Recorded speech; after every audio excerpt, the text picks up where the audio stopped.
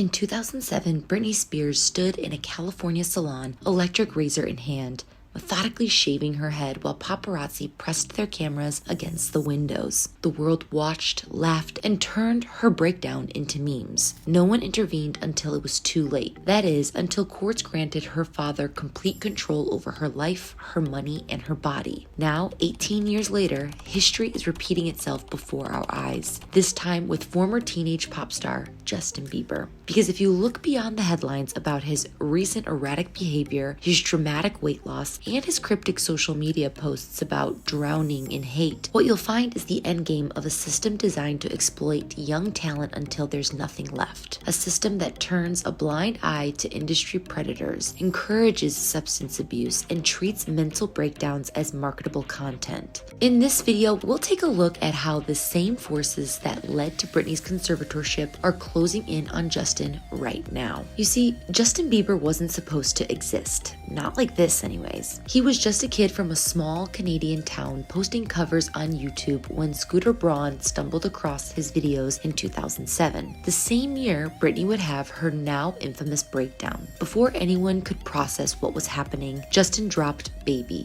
featuring Ludacris, and the world lost its collective mind. The sound amassed billions of streams, dominated charts worldwide, and went 12 times platinum in the US. Within 2 years, this 15-year-old with the iconic swooping hair was everywhere, on your radio, on your TV, and probably on your sister's bedroom wall. Teenage girls would literally hyperventilate and pass out at the sight of him. Mall appearances had to be shut down because security couldn't handle the hysteria. If this sounds familiar, it's because it should. Similarly, Britney was just 11 when she joined the Mickey Mouse Club, and by 16, her schoolgirl outfit and pigtails in Baby One More Time made her a global phenomenon. What people often forget is how deliberately both were packaged for mass teen consumption. Variety magazine dubbed Justin a once-in-a-generation superstar who charted a swift and stunning rise from YouTube talent to global phenomenon. Think about the weight of those words. A once-in-a-generation superstar. How the hell do you live up to that? The music industry didn't just see talented young artists with potential.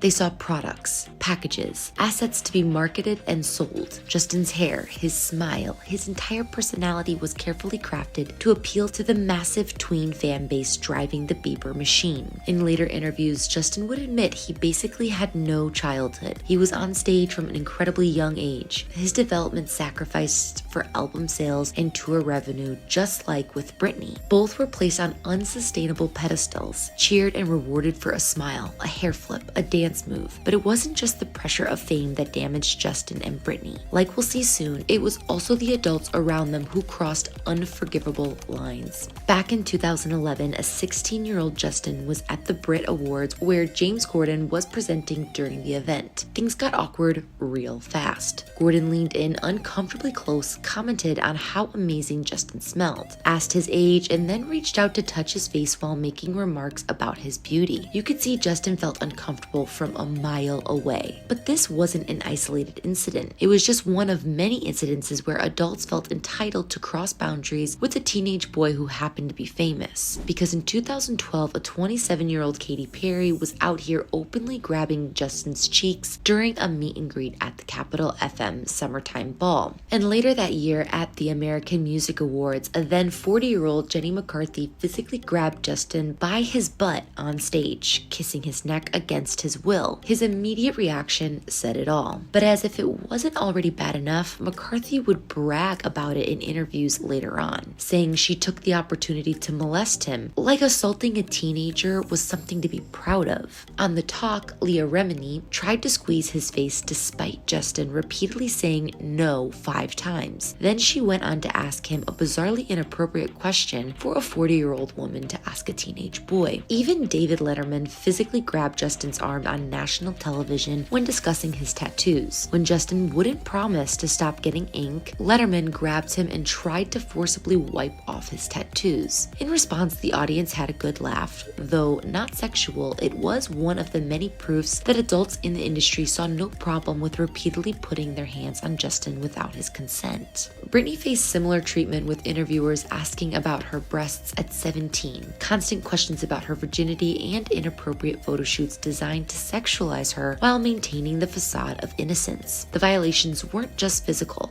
Both also had their personal relationships dissected under a microscope. For Justin, his relationship with Disney star Selena Gomez became public property from 2010 to 2018, with every fight, breakup, and reconciliation analyzed by millions. In interviews, Justin described Selena as one of the most genuine people he knew, someone he could talk to about anything. But even genuine connections don't survive the pressure cooker of fame. The spotlight that initially brought them together eventually tore them apart, just like it did with Britney and Justin Timberlake years earlier. And when your boundaries are repeatedly violated, your privacy invaded, and your relationships weaponized for public consumption at such a young age, something breaks eventually. By 2013, the cracks in Justin's carefully constructed image had become canyons. The rebellious phase had begun. But what most people saw as simple bad behavior was actually a desperate cry for help that everyone misinterpreted. It started with relatively minor incidents, like the viral video of Justin urinating in a restaurant's mop bucket while friends laughed. And from here, it only got worse. When a paparazzi called him a little moron, Justin erupted, demanding to know what was said before his security held him back.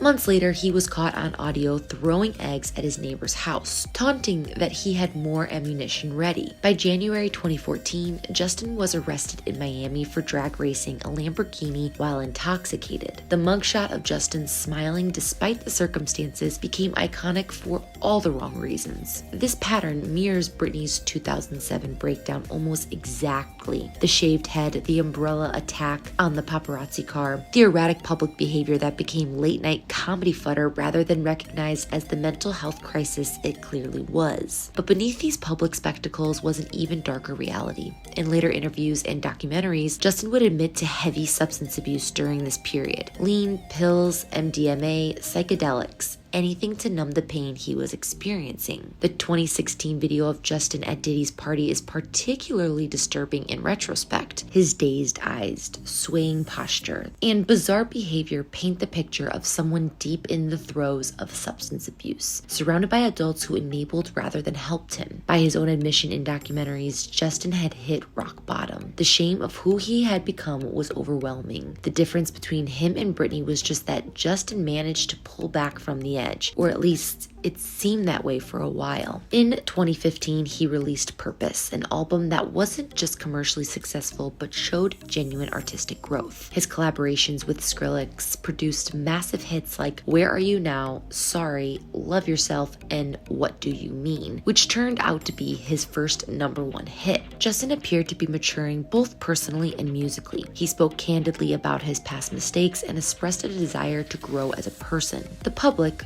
always eager for a redemption arc, embraced this new version of Justin. In 2018, he married model Hailey Baldwin in a courthouse ceremony 6 months after ending his roller coaster relationship with Selena. And by August of 2024, they welcomed their son, Jack Blues Bieber. Instagram showed smiling family photos, candid moments of domestic bliss, and glimpses of a seemingly happy life away from the spotlight. For all appearances, Justin had escaped the child star curse. He had confronted his demons, found love, started a family, and reclaimed control of his narrative. Britney had similar moments of apparent stability before her conservatorship, periods where it seemed like she might recover and reclaim her life, but those moments never lasted. And as we're now seeing with Justin, neither did his. Because behind the carefully curated Instagram posts, trouble was brewing once again. By May 2025, the cracks were impossible to ignore. A series of bizarre Instagram videos showed Justin using face-altering filters while making disjointed statements about fishing in Alaska and religious beliefs. His physical appearance had changed dramatically, with dramatic weight loss, constant jaw grinding, and vacant stares that fans quickly noticed. But perhaps most concerning was what seemed to be his obsessive fixation on ex-girlfriend Selena Gomez's new relationship with producer Benny Blanco. In April of 2025, just days after Selena and Benny announced their engagement, Justin posted a meme of Gollum from Lord of the Rings clutching the One Ring,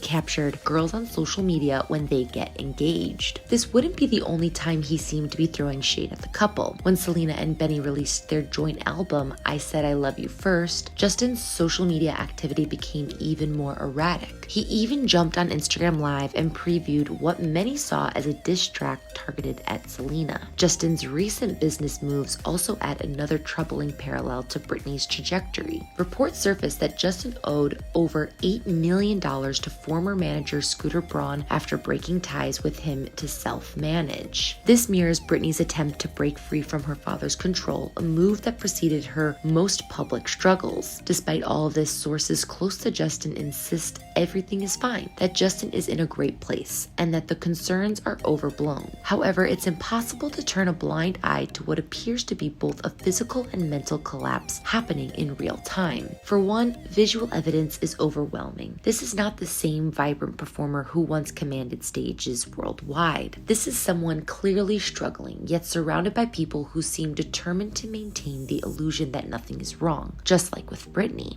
While there is no legal conservatorship on the table yet, fans can't help but wonder if more drastic measures might eventually be considered if Justin's apparent decline continues. We've seen this movie before, and we know how it ends. In the end, what Justin and Britney's twin journeys tell us about celebrity culture should make us all uncomfortable. And as we watch Justin's story unfold in real time, it becomes clear that what we're witnessing isn't just another celebrity breakdown, it's the inevitable result of an industry that values profit over people, that extracts every dollar from young talent and discards them when they're no longer useful. So Justin Bieber may indeed be the male Britney Spears, but the real question is, who will be the next Justin Bieber, and whether we'll do anything to stop it.